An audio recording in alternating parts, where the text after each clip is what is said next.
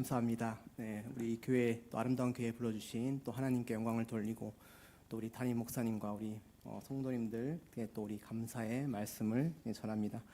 제가 기도하고 우리 시작하도록 하겠습니다. 제가 먼저 기도하도록 하겠습니다. 하나님 감사합니다. 하나님 이 시간 우리가 또 말씀을 들을 때에 하나님 저는 숨겨주시고 온전히 하나님 말씀만 드러날 수 있도록 주님 인도하여 주시옵소서.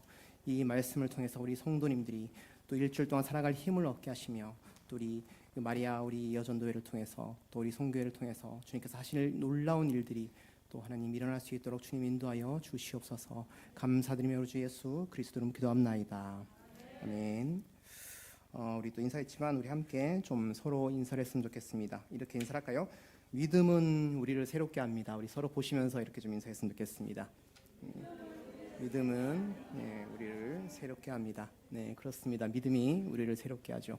에베소서 말씀처럼 의와 진리와 또 성령께서 우리를 새롭게 하셔서 또 우리가 또 예배하게 하시고 또 우리가 또 살아가게 하시는데 오늘 아마 12월 첫째 주 예배를 이제 드리고 있죠. 오전에 드리셨을 것이고 그럼 이제 어떻게 되죠? 내년이 이제 곧 옵니다. 우리가 또 내년에도 믿음으로 승리하시는 우리 또 하늘 소망교회 성도님 되시길 주님의 이름으로 축복합니다. 아멘. 여러분 이제 트라우마라는 단어를 아마 아실 겁니다. 트라우마라는 단어를 아실 텐데 이 트라우마라는 단어가 이제 이 성경 어떻게 보면 이게 사전적 용어로 보면은 큰 어떤 마음에 혹은 이제 육신에 큰 상처를 입은 것, 그것이 이제 남는 것, 이것을 이제 트라우마라고 이제 많이 하죠. 저도 사실은 이제 적지 않은 인생을 산 건 아닌데 뭐 나름의 트라우마가 있습니다. 제가 지금 손이 어깨가 이렇게밖에 안 올라가죠. 안 올라갑니다. 제가 지금 일부러 안 올린 게 아니고 이렇게밖에 안 올라가는데 그 이유가 뭐냐면 제가 50견에 걸렸습니다. 아니 무슨 나이가 몇 살인데 50견에 걸렸냐고 하는데 궁금하시죠? 대충 뭐 정확하게는 뭐 이제 말려드릴 필요는 없을 것 같고 사모님 저 몇 살처럼 보이십니까? 20대요? 20대 아니 40대 후반입니다. 40대 후반인데 50견에 걸릴 나이가 됐나 봅니다. 그래서 50견에 걸렸는데 제가 좀 심하게 걸렸어요. 이제 병원에서도 너무 심하게 진행이 됐다라고 할 만큼 손도 그래서 원래는 여기까지밖에 안 오는데 지금은 다 올라갑니다. 지금 옷이 작아져서 그런데 올라갑니다. 그런데 이제 팔은 여기까지밖에 아직 안 올라가요. 그래서 지금 치료를 하는 중인데 50견이 너무 심하게 여러분 오게 되면 어떻게 되냐면 이 의학적으로 밝혀진 건데 이 어깨가 이제 안 올라가면은 이 어깨를 축으로 이 허리 그다음에 여기 발까지 이렇게 무릎까지 이렇게 링크가 걸려서 꽉 잡게 됩니다. 근데 이걸 누가 잡냐면 뇌가 잡아요. 뇌가. 그래서 여러분 신기한 게 뭐냐면 지금은 제가 이렇게밖에 안 올라가는데 이거를 이제 전신 마취를 하게 되면 팔이 이렇게 올라갑니다. 쑥쑥 올라갑니다. 그 얘기는 뭐냐면 뇌가 잡는다는 얘기입니다. 뇌가 이 팔을 잡고 안 올라갈 거야 라고 하는 거죠. 그래서 이 팔이 안 올라가게 되는 겁니다. 그래서 보통 이 50견은 어떤 경우 많이 걸리냐면 뭐 모든 병의 근원이 뭐 암 걸리신 분이 특히 그러죠. 선생님 제가 어떻게 암에 걸릴 수 있습니까? 그러면 의사 선생님들이 얘기를 하죠. 다 스트레스 때문입니다. 너무 열심히 살아오셔서 걸린 병입니다 라고 얘기를 하죠. 우리가 병에 걸리는 이유는 너무 열심히 사셨기 때문에 사실 그렇습니다. 그리고 만병의 그런 스트레스 때문이죠. 그래서 이 50견도 갑자기 설교 중에 갑자기 의학 지식 시간이 됐는데 이 50견도 그래서 보면은 대부분이 큰 스트레스 때문이라고 할 수 있습니다. 이게 하나의 트라우마 때문인 거죠. 트라우마 때문이기도 하고 그래서 이게 큰 50견이 오게 되면 어떻게 되냐면 허리가 같이 망가지게 됩니다. 그래서 이거 허리가 완전 망가졌어요. 지금은 많이 완치가 돼서 이제 생활하는데 큰 문제가 없는데 작년 제가 이제 개척을 준비하면서 한 1년 넘게 그리고 지금은 많이 좋아졌지만 1년까지 허리를 거의 못 썼습니다. 그래서 어떻게 됐냐면 하루에 3시간밖에 못 잤어요. 3시간 자고 일어납니다. 일어나서 허리가 너무 아프니까 앉지를 못해요. 10분 앉아 있으면 못 앉습니다. 지금은 몇 시간 앉아 있습니다. 근데 이제 10분 앉아 있다가 허리가 아파서 못 앉아 있으니까 서 있습니다. 그래서 1시간을 어떻게 보내냐면 하루 24시간이 자요. 4시간 잡니다. 그다음에 그러면 1시간을 어떻게 보냐면 한 40분 일어서 있다가 10분 앉아 있다가 10분 누워 있습니다. 그 사이클로 이렇게 돌렸던 거예요. 그리고 아까 말씀드렸듯이 이렇게 축으로 아프기 때문에 이 왼다리를 제가 못 썼어요. 왼다리를 못 써갖고 20분밖에 하루를 못 걸어요. 20분 걷다가 못 걸어요. 저는 그때 주님 제가 뭐 앞으로 못 걷게 되나요? 정말 이런 생각을 했었어요. 심각하게. 그래서 이제 그것 때문에 이제 거의 작년을 그것 때문에 이제 보냈었죠. 그러니까 제가 원래는 이렇게 좀 해피를 추구하는 성격인데 우울증에 걸렸습니다. 목사가 우울증에 걸렸다는 게 참 여러분 웃기게 생각될 수도 있는데 제가 우울증에 걸렸어요. 하루를 사회생활도 못하지 아무것도 못하지 하루를 그렇게 서서 50분을 보내고 잠시 누워있고 잠시 앉아있고 이렇게 하니까 우울증에 걸려서 제가 15kg가 빠졌었습니다. 15kg. 지금 조금 쪄서 이제 조금 쪘는데 15kg가 빠졌었습니다. 그러니까 이게 저한테는 엄청난 그때 정말 기도도 많이 하고 하나님 살려주세요 이렇게 기도를 했던 것 같아요. 여러분 생각해보세요. 하루를 아무것도 못해요. 책도 못 봐. 밥도 그냥 10분 고 먹고 또 일어서는 거예요. 그렇게 보내면 사람이 살아있는 느낌이 안 들죠. 그래서 제가 작년을 그렇게 좀 보냈었는데 그러면서 이제 저에게 이제 육신적 트라우마가 된 거죠. 우울증에 걸린 것도 이제 어떻게 보면 그게 이제 정신적 트라우마가 된 것인데 제가 이 트라우마 얘기를 왜 하냐면 오늘 본문에도 보면 트라우마가 있는 한 여인이 등장을 합니다. 우리가 좀 알 수도 있는 어떤 여인이라고 할 수 있는데 이 수가성 여인이라고도 하고 이 사마리아 여인이라고도 하죠. 이 사마리아 이 여인의 어떤 내용을 보면은 오늘 본문이 이 요한복음 4장인데 5절부터 우리가 아까 읽었죠. 그래서 이제 그 전 배경을 좀 알아야 되는데 이 4장 3절 성경을 좀 같이 보시면 좋을 것 같아요. 4장 3절 4절을 읽어보면 이런 얘기가 나오죠. 3절을 제가 읽어보면 유대를 떠나사 성경을 다시 펴시고 네, 제가 읽도록 하겠습니다. 4장 3절 유대를 떠나서 다시 갈릴리로 가실새 4절 사마리아를 통과하여야 하겠는지라 라는 얘기가 나타나 있습니다. 3절에 보면 예수님 일행입니다. 예수님 제자들이 유대를 떠나서 다시 갈릴리로 가실새라고 이제 나타나 있습니다. 이 앞에 이제 무슨 일이 있냐면 요한복음 2장에 보면 우리가 알고 있는 가나안 혼인 잔치가 등장을 합니다. 가나안 혼인 잔치가 뭐냐면 쉽게 말해서 물로 포도주를 바꾼 사건이죠. 물로 포도주로 이 혼인 잔치에 물이 떨어졌습니다. 그래갖고 예수님 어머니가 막 이렇게 포도주가 없다 그랬더니 예수님이 짜자잔 이렇게 하면서 물로 포도주를 바꾼 사건 그것이 이제 있고 그다음에 성전 청결 사건. 성전 청결은 우리가 알죠. 옛날에는 원래는 제사를 이 성전에서 제물을 원래는 데리고 와야 되죠. 이 제물을 자기가 정성껏 준비한 제물을 들고 와야 되는데 사람들이 편의를 위해서 사고 파는 겁니다. 가서 사고 파는 거죠. 성전 앞에서. 그래서 예수님이 그걸 보고 분노하시죠. 그래서 이 채찍을 들고 그 성전을 뒤엎으시는 사건 그것이 이제 2장에 나타나 있습니다. 그런데 이런 사건을 겪으면서 이 예수님께서 유명해지시죠. 어떤 여러 가지 이적 그 물로 포도주를 바꾸는 사건 같이 이적을 일으키시고 그러면서 이 원래 기득권 세력이라고 할 수 있는 바리새인들과 이 어떻게 보면 알력 싸움, 어떻게 보면은 이 질투를 사시게 됩니다. 그러니까 바리새인들이 저자는 뭔데 저렇게 이적을 하나님 아들이라고 하려고 이적을 일으키고 저렇게 다니느냐, 성전을 저렇게 막 회방하고 다니느냐. 그래서 미워하기도 하고 질투하기도 하고 나중에는 심지어 죽일 계획까지 세우게 되는 거죠. 그래서 어쨌든 이런 일이 발생을 하니까 예수님이 다시 지금 원래 어디냐면은 이 앞에 예루살렘이 있는 지역이 유대 지방입니다. 유대 지방에 계셨다가 자신의 원래 본거지인 갈릴리 지방으로 가시는 겁니다. 갈릴리 지방이 나사렛 지방이 있는 게 이 갈릴리 지방이죠. 그러면 이 유대 지방에서 지금 여러 가지 갈등을 겪으셨다가 이제 갈릴리로 가시는데 유대가 여기 있죠. 그다음에 갈릴리가 여기 있습니다. 저만 아는 거 아니죠? 여기 유대가 밑에 있고 갈릴리가 여기 있습니다. 근데 중간에 또 다른 지방이 있어요. 여기 유대 지방에서 예루살렘에서 나사렛 여기 갈릴리로 가시려고 하면 지나가는 지역이 있죠. 그것이 바로 사마리아라는 지방입니다. 그래서 원래는 유대 지방에서 이 갈릴리까지 가는데 빨리 가면 3일이면 갑니다. 사흘이면 가죠. 근데 유대인들은 그렇게 안 갑니다. 어떻게 가죠? 이렇게 그 요단강을 건너서 이렇게 지금의 요르단이 있는 지역을 건너서 이렇게 돌아서 갑니다. 2배는 걸리죠. 돌아서 이렇게 갑니다. 왜 그랬을까요? 왜 그랬죠? 사마리아 지역이니까. 사마리아 지역을 왜 싫어했죠? 이 사마리아인들은 혼혈이기 때문에 싫어했던 겁니다. 혼혈인이죠. 왜 혼혈이냐면 주전 722년에 아수르가 남유다는 살아있고 북이스라엘을 멸망을 시킵니다. 그죠?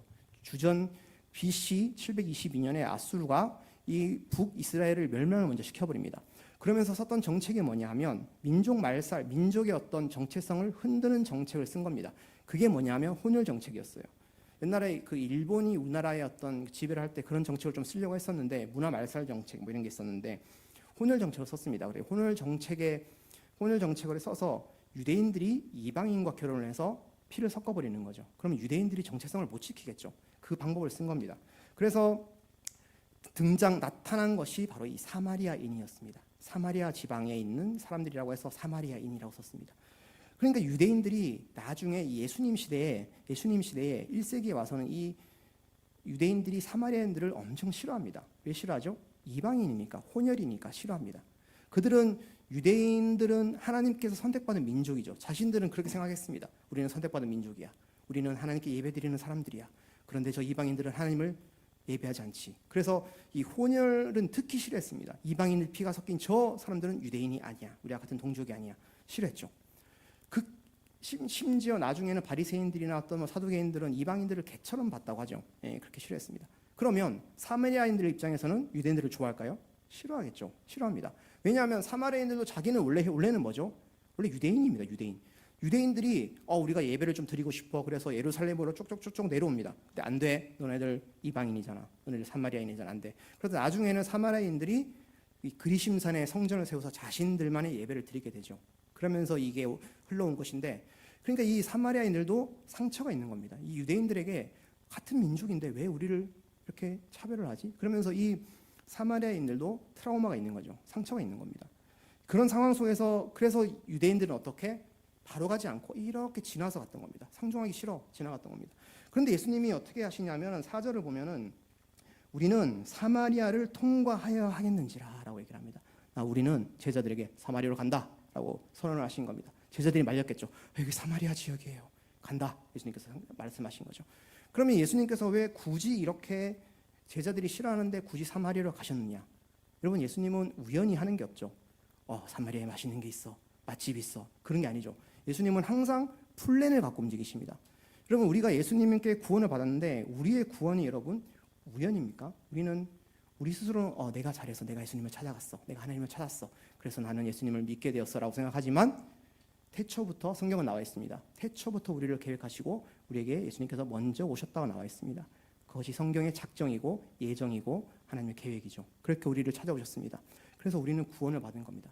철저히 예수 그리스도 하나님과 삼위일체 성령님께서 작정하셔서 우리를 구원하신, 하나님께서 작정하시고 예수 그리스도를 보내시고 성령께서 우리를 변화시켜서 우리가 구원을 받은 겁니다. 그죠? 예수 그리스도는 결국은 하나님은 철저하게 계획대로 움직이십니다. 그래서 오늘 본문에도 이 예수님은 철저하게 계획대로 사마리아에 가신 겁니다. 그래서 오늘 본문이 시작되는 이제 시작이 되네요.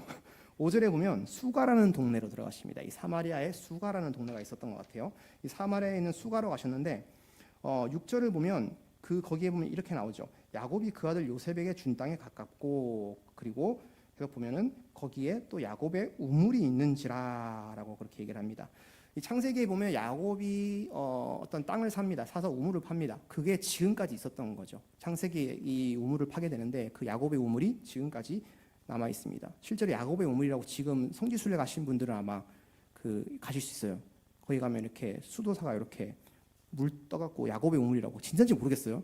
떠서 이렇게 한 2만 원에 팝니다. 그거를 파는데, 그래서 어쨌든 야곱의 우물이 지금까지 온 겁니다. 그러니까 그 우물 곁에 예수님이 앉으셨던 것 같아요. 여기 보면은 6절에 보면은 그렇게 나오죠. 중간에 보면 중간절부터 보면 예수께서 길을 가시다가 피곤하셨던 것 같아요. 그래서 우물 곁에 그대로 앉으시니 때가 6시쯤 되었더라라고 이제 얘기를 합니다. 6시쯤 되었습니다. 6시. 6시가 이제 옛날에는 이게 이제 히브리 시간이라 그래서 정오를 얘기하는 경우가 많았는데 요즘은 이게 해석이 어떻게 되냐면 이 요한복음은 로마의 시간을 씁니다. 로마의 시간 쉽게 말해서 로마의 시간은 저희랑 비슷해요. 6시면은 로마 시간도 6시입니다. 저희랑 비슷해요. 그러니까 6시라는 것은 정오가 아니라 저녁이라는 겁니다. 6시.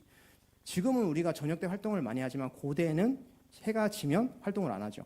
그러니까 활동을 안 하던 시간에 지금 어떻게 보면 본문에 보면 어떻게 예수님께서 우물가에 앉으셨고 7절에 이어서 보면 사마리아 여자 한 사람이 물을 기르러 왔다라고 나와 있습니다. 해가 어둑어둑해질 때 아무도 없는 시간에 이 사마리아 한 여인이 이렇게 왔다라고 나와 있습니다.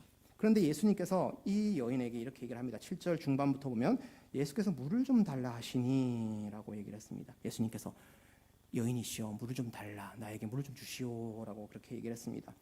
그런데 8절에 보면은 제자들은 이미 먹을 걸 사러가서 제자들이 없습니다. 예수님께서 혼자 계셨고 혼자 이 여인에게 물을 좀 달라라고 얘기를 합니다.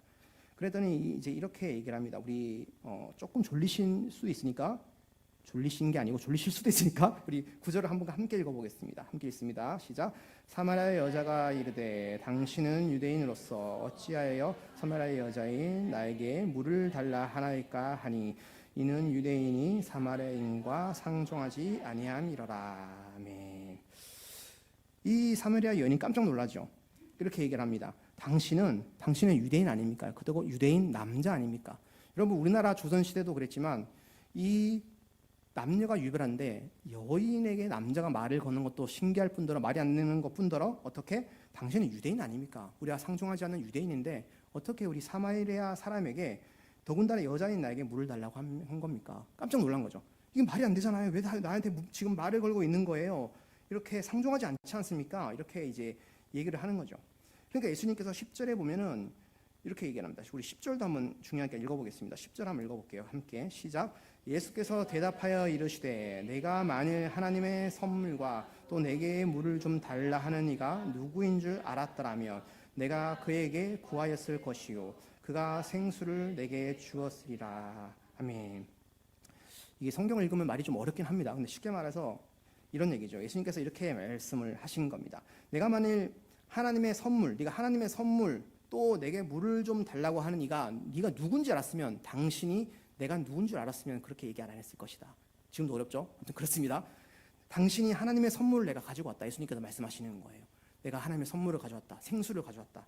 그런데 그렇기 때문에 내가 누군 줄 알았으면 네가 그렇게 얘기를 하지 않았을 것이다. 나에게 도리어 생수를 달라고 했을 것이다 라고 얘기를 하는 거죠. 당연히 우리도 어려운데 이 여인은 못 알아듣습니다. 우리는 예수님이 그나마 누군지를 알고 있기 때문에 대충은 이해하지만 이 사람은 당연히 못 알아듣겠죠. 그러니까 여자가 이르되 11절에 주여 당신은 물기를 그릇도 없잖아요. 바구니도 없고 이 옛날에 우물은 이렇게 해서 깊죠. 이 바구니도 없고 우물도 깊은데 지금 당신이 나에게 물을 달라고 하는 게 맞습니까? 당신 생수를 어디서 얻을 거예요?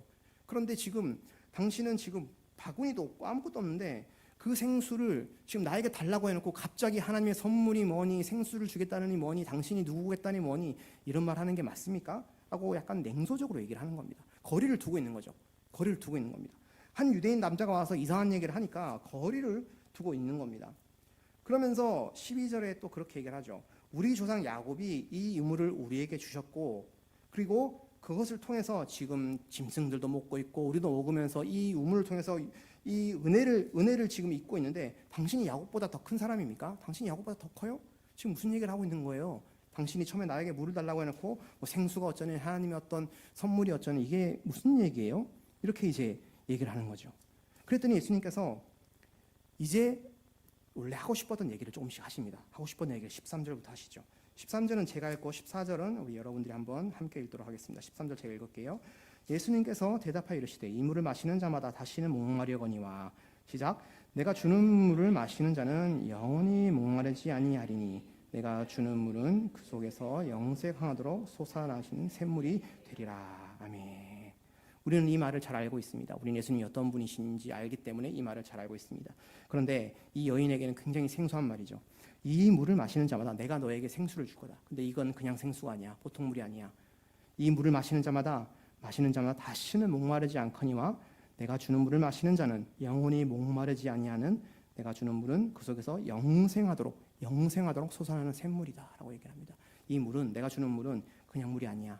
영원히 마르지 않고 영원히 목마르지 않고 영원히 영생하도록 솟아나는 샘물을 너에게 준다라고 이제 그렇게 얘기를 합니다. 근데 여자는 못 알아듣죠. 지금 무슨 소리를 하고 있는 겁니까? 예수님이 아니죠. 선생님 무슨 얘기를 지금 하고 있는 겁니까?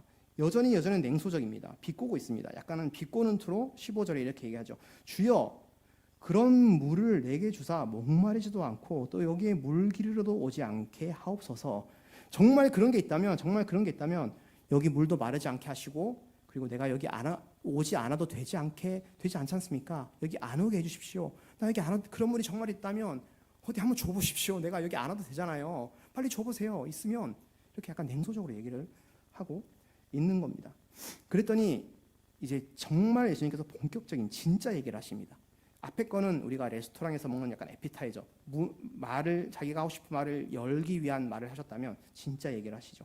16절에 보면 이르시되 가서 어떻게 내 남편을 불러오라 라고 얘기를 하십니다. 내 남편을 불러오라 라고 얘기했더니 17절에 여자가 깜짝 놀랍니다.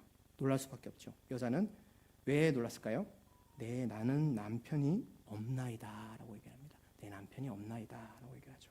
남편이 없었습니다. 그런데 예수님은 네 남편을 불러오라 라고 얘기를 하십니다. 여러분, 예수님이 남편이 없는 걸 모르셨을까요?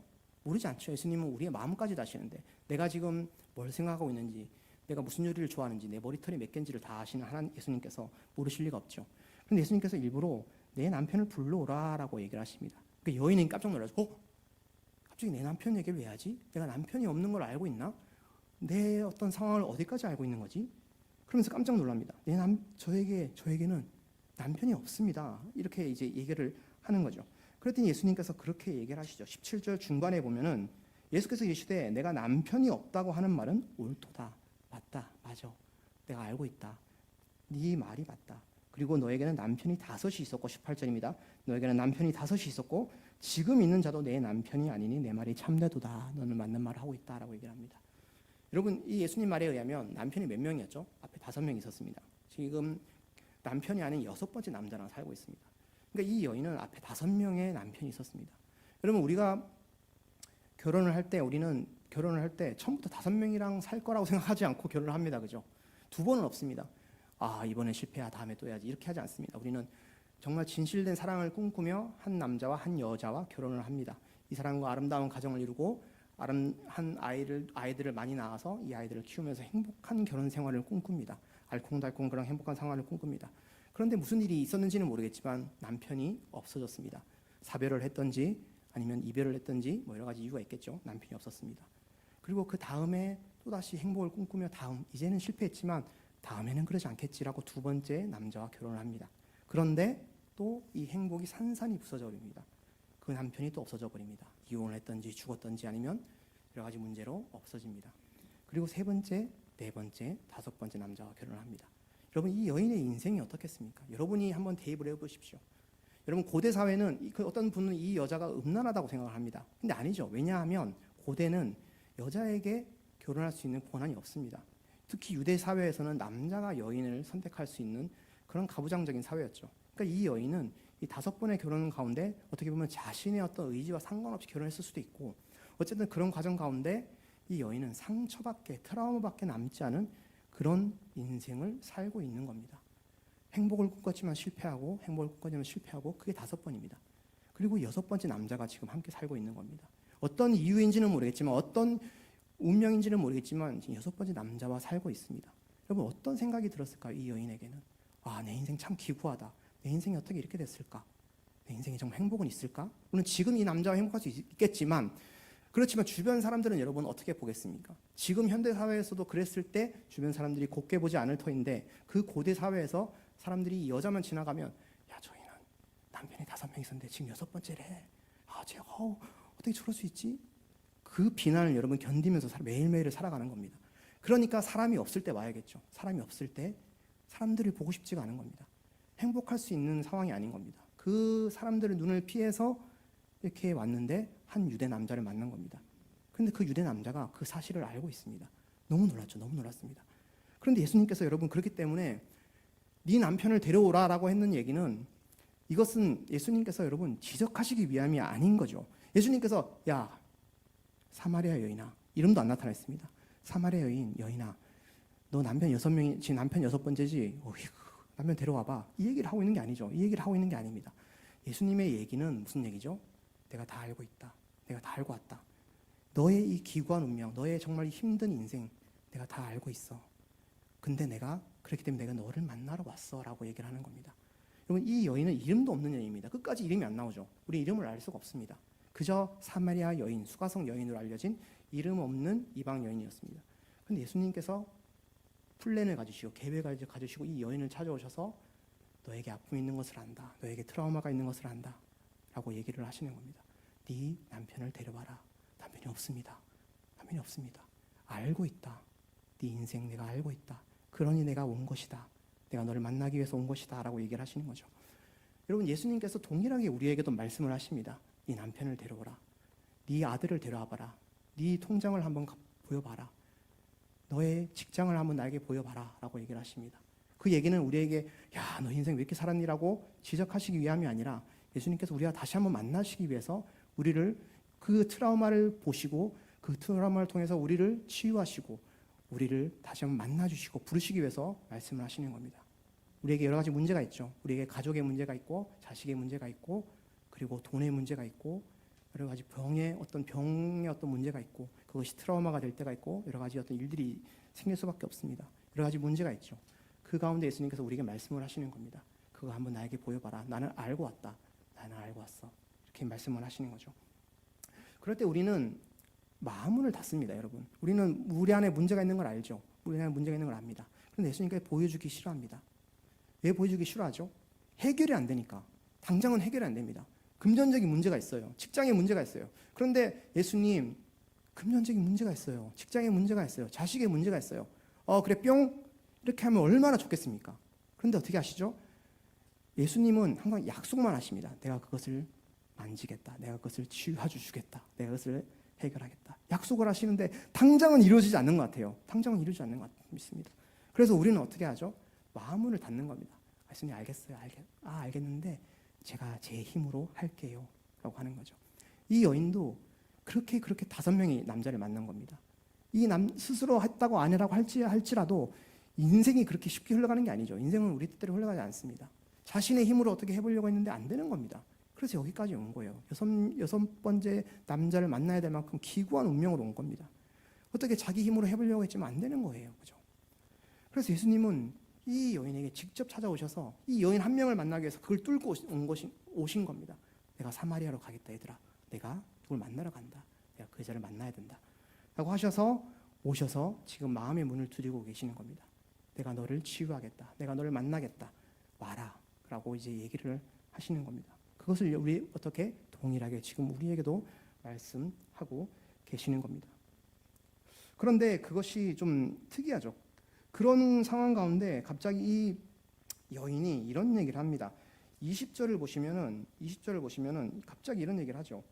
19절에 여자가 이르되 주여 내가 보니 당신은 선지자가 맞습니다. 당신은 선지자군요 하면서 20절에 갑자기 뜬금없이 이런 얘기를 합니다. 20절에 우리 조상들은 이 산에서 예배하였는데 당신들의 말은 예배할 곳이 예루살렘에 있다 하더이다 라고 얘기를 하죠.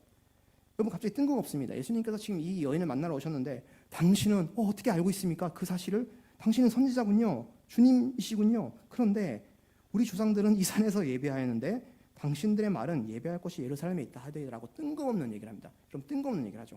뜬금없는 얘기를 하니까 예수님께서 대답은 해주십니다. 예수께서 21절 예수께서 이르시되 여자여 내 말을 믿으라. 이 산에서도 말고 예루살렘에서 말고 너희가 아버지께 예배할 때가 이르리라 라고 그렇게 얘기를 합니다. 여러분 이 얘기를 왜 할까요? 예수님께서 이 얘기를 왜 하고 이 여인은 갑자기 예배할 곳에 대해서 얘기를 할까요? 지금 여인은 갑자기 장소에 대해서 질문하고 있습니다. 예배에 대한 장소. 주님이시여 선지자시여 우리는 지금 이 그리심산에서 예배를 하고 있는데 당신들은 예루살렘에서 예배를 한다면서요. 그럼 예배는 어디서 드려야 돼요? 이 얘기를 하고 있는 겁니다. 여러분 이 얘기를 갑자기 왜 할까요? 간단하게 여러분 제가 제 얘기를 간단하게 좀 해드리면 제가 모태 신앙입니다. 목사님들이 대부분 많은 그런 분들이 많듯이 저는 모태 신앙입니다. 모태 신앙에 여러분 특징이 있습니다. 뭐죠? 모태 신앙이죠. 알고 계시네요. 고생 알고 계시네요. 모태 신앙입니다. 신앙을 엄청 못합니다. 저도 못했습니다. 제가 5살 때부터 어머니 손에 이끌려서 이제 교회를 다니기 시작했는데 교회가 너무 재미가 없는 거예요. 너무 재미가 없습니다. 그리고 막 15살, 14살 이렇게 막 청소년기에 형제님, 자매님 이게 너무 듣기 싫은 거예요. 형제님, 자매 너무 듣기 싫은 거예요. 그래서 제가 중학교 때 교회를 안 갔습니다. 엄마가 막 왜 안 가냐 난리를 치는데 제가 안 갔습니다. 재미가 없으니까 안 갔습니다. 고등학교 때 제가 교회를 다니기 시작했습니다. 왜 다니기 시작했냐면 제가 교회를 오래 다녔던 이유로 고등학교 2학년 때 총무를 저에게 시키더라고요. 총무라는 왜 책임감이 있었는지 모르겠는데 책임감 때문에 교회를 나갔습니다. 나갔는데 그 같은 임원을 하는 여학생들이 너무 예쁜 거예요. 그래서 열심히 다니기 시작했습니다. 또 재미가 없는 거예요. 당연히 동기가 그런 동기로 하는데 무슨 그게 있겠습니까? 그래서 안 다니기 시작했습니다. 근데 제가 다시 교회를 다니기 시작한 계기가 있는데 제가 대학교에 좀 실패를 했습니다. 대학교를 가고 싶은 데를 못 갔어요. 그래서 제가 1년 내내 막 울면서 학교를 다녔습니다. 그런데 제가 군대를 가는 사이에 어머님이 집을 나가셨어요. 저희 어머니가 학교 선생님인데 굉장히 계획적인 분이세요. MBTI로 따지면 극제입니다. 그냥 충동적으로 나가신 게 아니에요. 그 아버지의 문제로 나가신 건데 계획을 하신 거예요. 내가 이때쯤 집을 나가면 이 우리 아들이 상처를 받지 않겠다라고 생각을 하신 것 같아요. 아마 군대에 있을 때쯤 나가면 나이도 있고 이제 그러면 좀 괜찮지 않겠느냐 하셔서 나가신 것 같아요. 물론 지금도 연락하고 잘 지내고 있습니다. 근데 어쨌든 제가 그때 군대를 하면 이제 21살, 22살이잖아요. 그게 너무 충격인 거예요. 21살, 22살이면 성인임에도 불구하고 너무 충격인 거예요. 어머니가 집에 없다? 제가 제대를 하고 왔는데 어머니가 없어. 어머니가 없는 거예요. 우리 집에 어머니가 없다? 내가 지금까지 지내온 어머니가 없다는 게 너무 충격인 겁니다. 그래서 제가 대학교도 실패하고 너무 인생에 그게 없는 거죠. 어머니도 집에 안 계시고 뭔가 이게 살아가도 살아가는 재미가 없는 겁니다. 왜 사는지를 모르겠는 거예요. 그래서 제가 그때부터 철이 들었는지 이 예수님에 대해서 지금까지 내가 20년 동안 5살 때부터 손에 이끌려서 교회를 가서 들었던 그 하나님과 예수님에 대해서 제대로 한번 알아보자. 도대체 내 인생을 왜 이렇게 만들었는가에 대해서 한번 알아보자고 해서 그때부터 예수님에 대해서 알아보기 시작했습니다. 예수님에 대해서 알면서 예수님에서 차근차근 알아가면서 예수님께서 저에게 슬슬 말씀해 주시는 겁니다. 내가 옛날부터 너에게 내가 너를 만나기 위해서 계속 마음의 문을 두드리고 있었다라고 말씀하시는 거예요. 계속 마음의 문을 두드리고 있었어. 네가 문을 안 열었을 뿐이지 계속 마음의 문을 두드리고 있었어. 그러면서 제가 가장 크게 바뀐 게 뭐냐면 예배에 대한 생각이 바뀌었습니다. 예배를 새롭게 세워야겠다. 예배를 제대로 드려야겠다. 제가 그래서 교회는 예배를 다 드렸습니다. 금요 성령을 예배드리는 맨 앞에 가서 앉아서 드렸어요. 하면서 드렸습니다. 할렐루야 드렸습니다. 예배를 다 드렸어요. 수요예배 다 드렸어요. 새벽 예배도 가끔 드렸습니다. 그러니까 예수님께서 하나님이 제 마음 가운데 찾아오셨습니다. 이 얘기를 왜 드리냐면 여러분 우리에게 믿음이 생기면 가장 많이 바뀌는 게 뭐냐면 가장 첫 번째 바뀌는 게 예배가 바뀝니다. 예배가 바뀌죠. 우리 예배에 대한 마음가짐이 바뀝니다. 지금 이 여인에게는 뭐가 생긴 거죠? 마음의 상처, 이 트라우마가 예수님을 만나면서 치유되기 시작하는 겁니다. 치유되기 시작하는 거죠. 아, 내 인생 정말 망가진 줄 알았는데 주님이 나를 찾아오셨구나. 그러면서 우리가 드는 생각이 뭐라고? 예배에 대한 생각이 바뀌는 겁니다. 예배를 다시 제대로 드려야겠다. 예배를 제대로 드려야겠다는 생각을 하면서 예배 얘기를 꺼내는 거예요. 그래서 이게 장소에 대한 얘기가 나온 겁니다. 뜬금없이 나온 게 아니라 그러면 주님, 저 예배를 너무 드리고 싶어요. 예배를 다시 세우고 싶어요. 그럼 어디서 드려야 돼요? 그랬더니 예수님께서 하시는 말씀이 그 유명한 말씀이죠. 장소가 중요한 게 아니라 이 얘기를 하시는 겁니다. 24절부터 한번 읽어보겠습니다. 23절부터 24절까지 한번 읽어보겠습니다. 23절부터 우리 함께 있습니다. 시작. 아버지께 참되게 예배하는 자들은 영과 진리로 예배할 때가 오나니 곧 이때라. 아버지께서는 자기에게 이렇게 예배하는 자들을 찾으시느니라. 하나님은 영이시니 예배하는 자가 영과 진리로 예배할지니라. 아멘. 예수님께서 말씀해 주시는 거죠. 예배라는 것은 뭐다? 영과 진리로 예배하는 것이다. 영과 진리로 예배하는 것이다 라고 얘기를 하는 거죠. 장소가 중요한 게 아니라 영과 진리로 예배하는 거야. 네가 예배를 세우고 싶어 하지 네가 이제는 네가 예배를 드리는 것이 아니라 내가 너를 치유할 것이고 네 안에 계시는 성령님을 통해서, 물론 이 시대는 성령님의 어떤 직접적인 그건 아닌 거죠. 하지만 우리 시대로 말한다면 이제는 성령께서 너를 만지실 것이고 성령을 통해서 네가 하나님께 예배하게 될 것이다. 네가 있는 곳에 언제든지 예배를 드리는 곳이 그곳이 바로 예배의 처소가 될 것이고 삶의 예배가 될 것이고 그렇게 예배를 세워야 할 것이다. 예배를 드려야 할 것이다 라고 얘기를 하시는 겁니다. 그래서 우리의 예배는 이렇게 말씀하시는 거죠. 영과 진리로 예배하는 것이다 라고 말씀을 하고 계시는 겁니다. 여러분 그래서 우리 여러분 예배가 뭐죠? 예배는 우리가 하나님께 올려드리는 우리의 어떤 하나님께 감사해서 올려드리는 최고의 우리의 행위가 바로 예배입니다. 우리의 최고의 행위. 하나님께 어떻게 감사를 드려야 될까? 예배를 드리는 겁니다. 그때 예배를 어떻게 드려야 되죠? 마태복음 표현을 빌리면 마음과 뜻과 힘을 다하여서 하나님을 사랑하는 것이 예배라고 나와 있습니다. 마음과 뜻과 힘을 다하여서.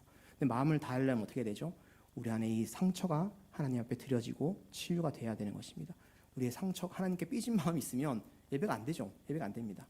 그때 하나님께서 우리에게, 그렇기 때문에 우리에게 계속 하나님께서 마음의 문을 두드리시는 겁니다. 너의 마음을 달라. 너에게 문제가 있지 않니? 너에게 문제가 있지 않니? 예배를 드리는데 문제가 있지 않니? 나와의 관계가 지금 문제가 있지 않니?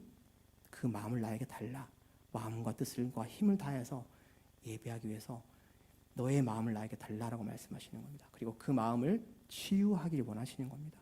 그렇기 때문에 여러분 우리가 얼마나 지금 오늘 이제 이 마리아 전도회, 마리아 선교회 이 헌신 예배인데, 여러분 우리 권사님들, 집사님들 정말 우리 젊을 때는 정말 이 나름대로 우리의 타이틀이 있었죠. 내가 누구야? 내가 얼마나 돈을 잘 벌었어? 나 누구야? 근데 우리가 나이가 들어가면 어떻게 됩니까? 누구 엄마로 불리죠. 이름이 없습니다. 누가 엄마, 승록이 엄마, 저 한승록인데 승록이 엄마 막 이렇게 불리는 겁니다. 이렇게 불리죠. 그리고 나중에 나이가 들어가면 존재감이 없어집니다. 존재감이 없어져. 교회 가면 권사님, 집사님이 불러주는데 존재감이 점점 없어집니다. 존재감이 없어지죠. 그런데 예수님은 그 세상 사람들은 그 존재감이 중요하죠. 이 타이틀이 중요합니다. 누구 대신해요? 대신해요. 존재감이 중요합니다. 그런데 우리는 예수님이 뭐죠? 이 타이틀이 중요한 게 아니죠. 예수님은 오늘도 수가성 여인은 끝까지 이름이 안 나옵니다. 예수님의 방식이죠. 정말 이름 없는 자를 찾아가시는 것이 찾아가는 방식인 겁니다. 그래서 우리가 젊은 날에는 이렇게 살면서 이게 나의 타이틀이 됐어요. 타이틀. 난 누구야? 나 이런 사람이야. 그런데 그때는 우리가 하나님을 만나지 못합니다. 왜냐하면 이것에서 우리는 해결책을 찾으려 한다는 거죠. 근데 이제는 그게 아닙니다. 우리가 나이가 들수록 이제는 알게 되는 거죠. 우리의 상처가 생기고 그 사회에 살아가면서 생기는 상처들을 통해서 하나님께서 그걸 만지시고 그것을 예배를 통해서 세우기를 원하시는 겁니다. 그래서 우리가 먼저 해야 될 것은 뭐죠? 영과 진리로 예배하는 것을 회복하는 겁니다. 회복하는 거죠. 여러분 예배로 회복하셔야 됩니다. 영과 진리로. 마음과 뜻과 힘을 다하여서. 그럼 마음이 회복돼야 되는 것입니다. 그리고 예수님은 그걸 말씀하시는 거죠. 너의 마음을 나에게 달라. 내가 치유하겠다. 내가 만지겠다. 내가 해결해 주겠다. 라고 하시는 거죠. 그 관계성에 대해서 이제 얘기를 하시는 겁니다. 그리고 그 예배는 영과 진리로 예배할 때가 오나니라고 하면서 뒷부분의 마지막에 이렇게 이제 이런 일이 벌어집니다. 그 여자가 이제 그 얘기를 듣죠. 영과 진리로 어떤 예배에 대한 그런 얘기를 듣습니다. 그러면서 25절에 보면 이렇게 얘기를 합니다. 25절 제가 읽어보겠습니다. 여자가 이르되 메시아 곧 그리스도라 하는 이가 오실 줄을 내가 아노니 그가 오시면 모든 것을 우리가 할 줄을 우리에게 알려주시리라라고 얘기를 합니다. 이제 아는 거죠. 이제 깨달은 거죠. 메시아 그리스도가 온다라는 걸 압니다. 그러면서 이 예수님이 이 여인이 쉽게 말해서 메시아라는 걸 알게 되는 겁니다. 그리스도라는 걸 알게 되죠. 그럼 그리스도라는 걸 알게 되었을 때 어떻게 되냐 하면 28절부터 보면 이렇게 되겠습니다. 28절부터 보면 이렇게 돼 있죠. 28절부터 우리 30절까지 마지막으로 함께 오늘 본문은 아니지만 함께 읽어보도록 하겠습니다. 여자가 물동이를 버려두고 동네로 들어가서 사람들에게 이르되 내가 행한 모든 일을 내게 말한 사람을 와서 보라. 이는 그리스도가 아니냐 하디 그들이 동네에 나와 예수께로 오더라. 아멘. 여러분 이 여인이 자신의 생존 수단이죠. 물동이를 어떻게 지금까지 몰래 사람들의 눈을 피해서 이 생존 수단인 물을 들어온 겁니다. 근데 이 물동이를 버려둡니다. 생존 수단을 버리죠. 생존 수단을 버립니다. 내가 지금까지 갖고 있던 이 생존 수단을 버리고 어떻게 이 물동이를 버려두고 동네로 들어갑니다. 사람들을 극도로 꺼려왔죠. 안 만나려고 했습니다. 상처를 주는 사람들 안 만나려고 했습니다. 그런데 동네로 들어가서 사람들에게 외칩니다. 내가 지금 나에게 행한 어떤 일을 보았어. 그가 그리스도라는 걸 보았어. 그가 메시아야. 우리가 기다리는 메시아, 예수 그리스도가 메시아야. 이 메시아를 내가 보았어. 이 메시아가 나에게 오셨어. 나는 그분을 만났어. 여러분 와서 보세요. 와서 보라. 와서 보십시오라고 얘기를 하는 겁니다. 그랬더니 동네에서 사람들이 나와서 예수님을 만나기 시작하는 겁니다. 여러분 우리가 우리의 상처가 회복되고 우리가 예배가 세워지기 시작하면 우리는 그다음에 어떻게 되죠? 나아가야 됩니다. 그죠? 우리 이 하늘소망교회는 우리가 저도 그렇지만 개척을 하거나 그러면 되게 이게 우리가 정말 이 서울이라는 땅 아래 교회가 있는 작은 교회가 있죠. 이 지역 교회는 굉장히 작아 보입니다. 우리가 뭘 할 수 있겠어? 그런데 하늘에서 이 하나님 나라의 교회는 보잘것없는 교회가 절대 아니죠. 그러면 예수님께서 이 이름 없는 여인을 찾아오시지도 않았겠죠. 하나님은 그런 분이 아니십니다. 예수 그리스도는 그런 분이 아니시죠. 예수님은 이 하나님 나라에서는 이 아무리 작은 교회라고 할지라도 그건 작은 교회가 아닙니다. 그 교회를 통해서 하나님은 역사하시고 치유하시고 예배를 세우시며 그렇게 하길 원하시는 겁니다. 그렇기 때문에 우리는 어떻게 되죠? 이 그리스도 복음을 하나님 나라를 알려야 되는 소명이 있습니다. 우리 교회가 어떠하든 크고 작든 떠나서 우리에게 맡겨진 소명이 있습니다. 우리가 회복되고 예배를 통해서 회복됐을 때 나가야 되는 거죠. 나가야 되는 겁니다. 그래서 이 여인은 자신의 생존수단, 이것이 유일한 생존수단이었습니다. 물을 뜨는 것, 이것이 나를 살려주는 것이었습니다. 사람들 눈에 피해가면서까지 이 물을 뜨러 왔습니다. 그런데 이것을 버려둡니다. 버려두고 이제는 어떻게 하죠? 와서 보라. 그리스도께서 나에게 오셨다. 메시아가 나에게 오셨다. 여러분들 와서 보십시오. 오셨습니다.